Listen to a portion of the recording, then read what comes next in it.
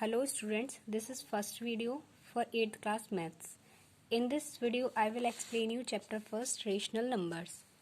First we have to learn what is rational numbers. तो rational numbers होते क्या हैं? देखिए कोई भी नंबर अगर a अपॉन b की फॉर्म में है, a अपॉन b की फॉर्म में है मीन्स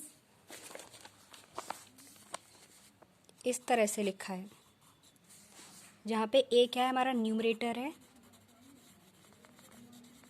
और b क्या है डिनोमिनेटर है।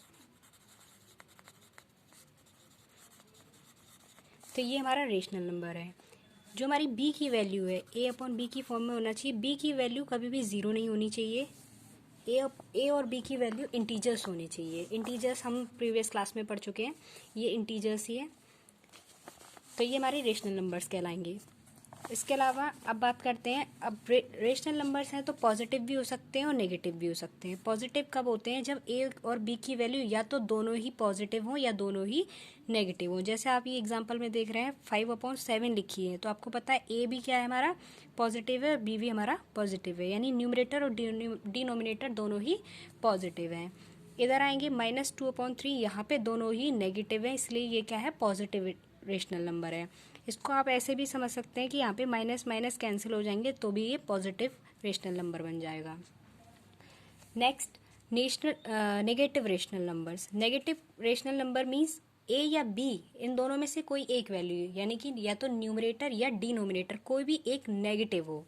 आप एग्जांपल में देखेंगे यहाँ पे न्यूमरेटर की जो वैल्यू है वो -4 है, इसीलिए ये क्या है नेगेटिव रेशनल नंबर है।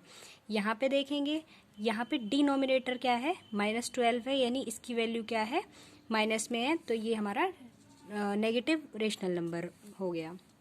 अब यहाँ पे हम कुछ प्रॉपर्टीज़ और पढ़ेंगे रेशनल नंबर्स की।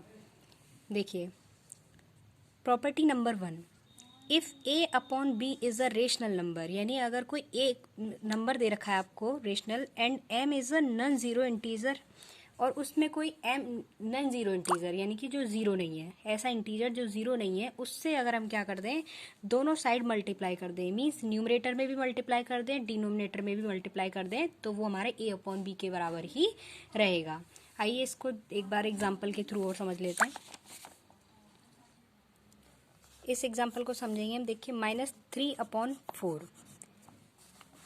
इसमें अगर हम 2 से मल्टीप्लाई कर दें और यहाँ पे भी हम 2 से मल्टीप्लाई कर दें तो ये हमारा -6/4 होगा, जो हमारा -3/4 के ही बराबर होगा अगर हम इसे कैंसिल आउट करके देखें। तो देखिए जैसे हमने 2 से मल्टीप्लाई करा था वैसे हम इसे 2 से डिवाइड भी कर सकते हैं, क्योंकि 2 के टेबल में हमारे 6 और 4 दोनों ही आते हैं।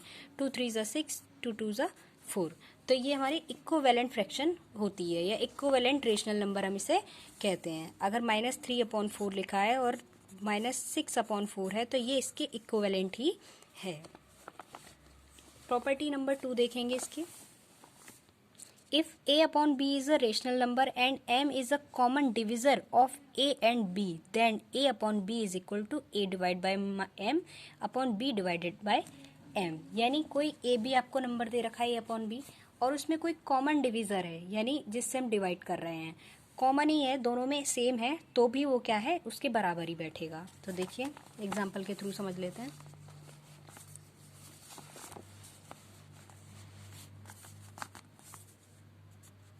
-32/40, इसको हम क्या करते हैं अगर इनमें कोई कॉमन डिविज़र देख लेते हैं, यहाँ पे 8 दे रखा है तो 8 ही देख लेते हैं, तो भी ये इसके इक्वली बैठेगा। सॉरी ये डिवाइड है,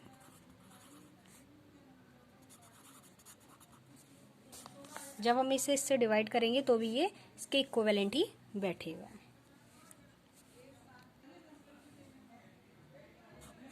8 4 ज़ा 32, 8 5 ज़ा 50, ये हमारा -4/5 आ रहा है, तो ये इसकी इक्विवेलेंट रेशनल नंबर है।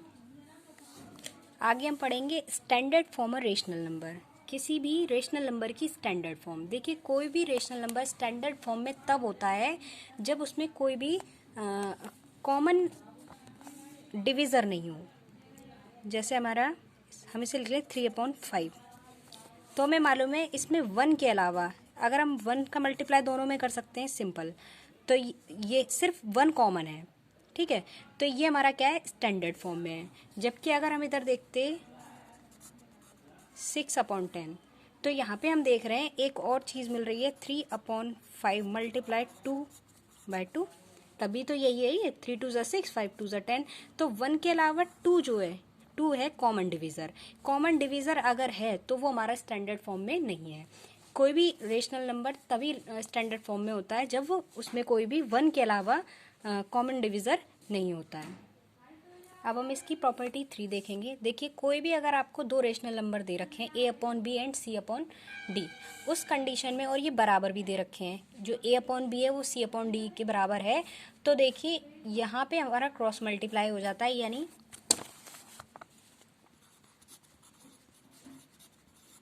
ये क्रॉस मल्टीप्लाई कर देंगे तो ये a multiply d is equal to b multiply c होगा। मीन्स अगर हमारा a b c d के बराबर है तो यहाँ पे a और d का मल्टीप्लाई करने पे b और c के मल्टीप्लाई के बराबर ही रिजल्ट आएगा। आगे हम देखेंगे कंपैरिजन। अगर कोई रेशनल नंबर दे रखे हैं आपको, दो उनका कंपैरिजन करना है। एग्जाम्पल के थ्रू समझाते हैं हम आपको।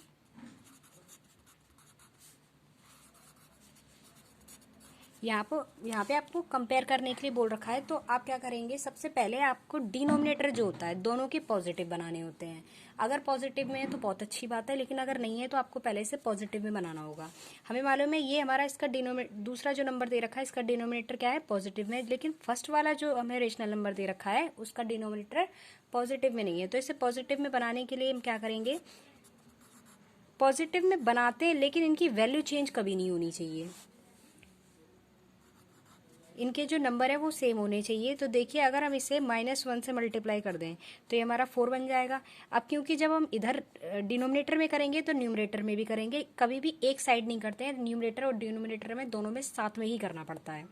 तो देखिए ये हो गया हमारा -3/4। अब ये हमारा पॉजिटिव में बन गया, दूसरा नंबर हमारा पॉजिटिव में ऑलरेडी है। ये हमारा स्टेप 1 था। स्टेप 2 में देखेंगे। अब हमें क्या करना है, इन दोनों नंबर का एलसीएम लेना है ना। एलसीएम अगर हम 4 और 6 का, चलिए मैं आपको निकाल के दिखा देती हूँ। यहाँ पे देखिए 2 2 4, 2 3 6, 2 1 2, देन 3 3 1 3, 2 2 4, 4 3 12। अब हम देखते हैं 4 और 6 का जो एलसीएम आता है वो 12 आता है। दैट मीन्स आपको ये दोनों ही क्या करने हैं, 12 बनाने हैं। अब हमें मालूम है कि अगर मैं इसे 12 बनाना चाहूँ तो मेरे को जिस नंबर से मल्टीप्लाई यहाँ करना है उसको ऊपर भी करना पड़ेगा। तो 4 को 12 बनाने के लिए मेरे को 3 से मल्टीप्लाई करना पड़ेगा। अगर 3 का मल्टीप्लाई यहाँ करना है तो 3 का मल्टीप्लाई यहाँ भी करना पड़ेगा। 6 को 12 बनाने के लिए 2 से मल्टीप्लाई करना पड़ेगा, और 2 का मल्टीप्लाई अगर यहाँ डिनोमिनेटर में करा है तो न्यूमरेटर में भी करना पड़ेगा। अब देखिए ये हमारा 3 3 9 और ये 12 हो जाता है, ये हो जाता है 5 2 10 और ये 12 हो जाता है। अब हमारा डिनोमिनेटर तो सेम हो चुका है, न्यूमरेटर का कंपैरिजन करना बाकी है। अब अगर हम -9 और -10 देखें तो इनमें से कौन सा नंबर हमारा ग्रेट है। तो देखिए, वैसे आप कहेंगे कि 10 जो है वो माइनस का 10 जो है वो ग्रेट है, लेकिन मैं आपको बता दूं कि माइनस के नंबर जितने छोटे होते हैं वो उतने ही बड़े होते हैं। मीन्स यहाँ पे हमें 9 छोटा दिख रहा है, लेकिन 9 क्योंकि माइनस का और 10 भी माइनस का है तो यहाँ पे 9 जो है वो ग्रेट होगा, 10 हमारा लेस होगा। तो अब क्योंकि -9 आया, -9/12 हमने किस नंबर के लिए लिखा था, 3/-4 के लिए, तो हम यहाँ पे लिख देंगे 3/-4 इज ग्रेटर देन -5/6।